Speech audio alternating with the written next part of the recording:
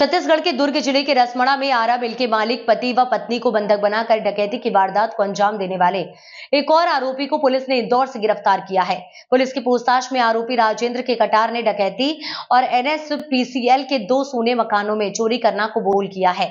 वहीं फरार अन्य आरोपियों की तलाश पुलिस कर रही है। अब तक पुलिस ने डकैती के मामले में 4 लोगों को गिरफ्तार कर लिया है। पुलिस ने आरोपी के पास से 50 लाख रुपए का सामान बरामद किया है। आरोपियों ने नकाब लगाकर बीते माह को दिलीप टिम्बर के मालिक दिलीप मिश्रा और उसकी पत्नी का हाथ पैर रस्सी बांधकर उसे बंधक बना लिया था। घर से लाखों की ज्वेलरी लेकर फरार हो गए थे। पुलिस को सीसीटीवी कैमरे के फुटेज और आईडियो हाथ लगी।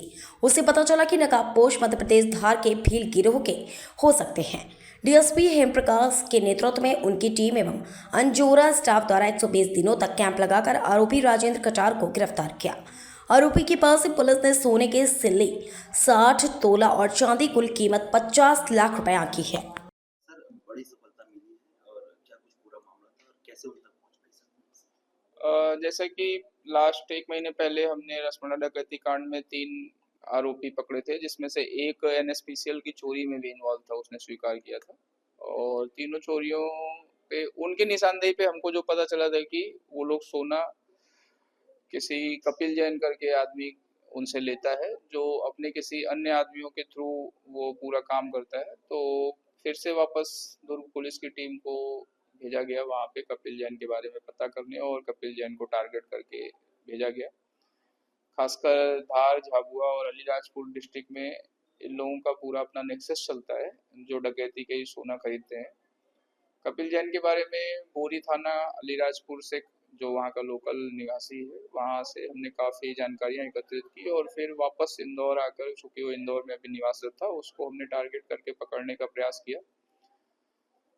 पूरा जो इन्फॉर्मेशन और सूत्र मिले थे उसके आधार पे जब हमने घर पे छापा मारा, तो हमारे छापा मारने के पूर्व ही जो उसका मेन आदमी था आशीष पटलिया, जो पूरे सोने को हेरा फेरी में शामिल रहता था, और कपिल के कहने पे वो सोना डकैतों से रिसीव करता था, उसको ले जाके वो गलाता था, गलवा के फिर उसको दूसरे अन्य व्यापारियों को बेच के वो पैसा पूरा बांटता था।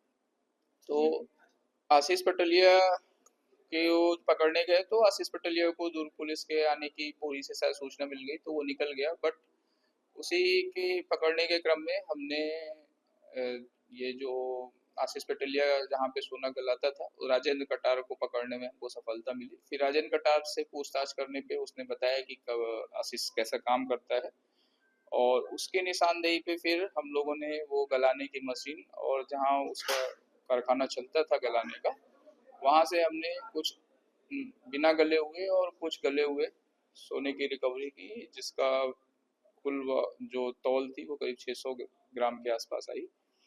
और हमारी जो 3 चोरियां रसमड़ा डकैती और 2 चोरियां थी, इनको देखें तो हमारी करीब 62 तोले के आसपास की करीब रिपोर्टिंग थी, जिसमें हमने करीब 60 तोला जब्त कर लिया है। तो काफ़ी अच्छे और काफ़ी अच्छा प्रयास था, जिसमें सारा का सारा मसलूका जब्त हुआ है, खासकर उस इलाके से जहाँ से रिकवरी होना काफ़ी मुश्किल रहता है।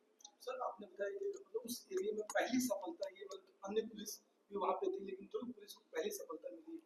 तो पकड़ने में बाकी भी पुलिस लोगों को सफलता मिली। यूपी पुलिस भी वहाँ पे जब हम थे उसी दौरान टांडा से कुछ डकैत को गिरफ्तार करके वो भी ले गए थे। परंतु रिकवरी के मामले में दुर्ग पुलिस की ही पहली सफलता है, क्योंकि रिकवरी में काफ़ी ट्रिकी मतलब मैटर है। हम ज़्यादातर डकैतों के पीछे रहते हैं जिनके पास गोल्ड कभी रहता ही नहीं है, और वो चोरी के बाद से ही सारा गोल्ड इधर उधर कर देते हैं। एक आदमी उसमें गोल्ड को तत्काल यहाँ से पहुँचने के पहले ही हटा देता है, तो गोल्ड की रिकवरी कभी उनके पास से हो ही नहीं पाती है। तो हमने वो पूरा तंत्र समझने की प्रयास किया कि कैसे हो रहा है पूरा काम, और इस कारण से हमको इसमें थोड़ी रिकवरी हुई। सर, घटना के दौरान जो आरोपी पकड़ाए गए, जो उनका कोई आपराधिक रिकॉर्ड, जैसे सिर्फ डकैती को छोड़ दो, जैसे कि मारपीट, खून खराबा? नहीं, सिर्फ वो चोरी और डकैती में इन्वॉल्व है।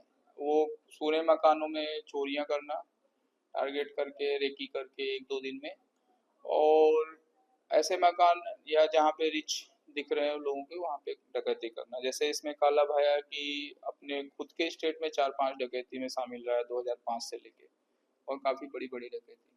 सर, इंदौर से गिरफ्तार हुआ जो आरोपी, इंदौर देखा जाए तो बड़े बिजनेसमैनों कुछ ऐसे नाम हैं जो बड़े व्यापारी हैं? अभी तो कपिल जैन हमारे लिए थोड़ा चैलेंज बना हुआ है। हम इस पूरे प्रकरण में टोटल 5 आरोपी अभी और बचे हुए हैं, 3 जो डकैती में शामिल थे रसमणा में, और 2 कपिल और आशीष पटेलिया जो इसमें था।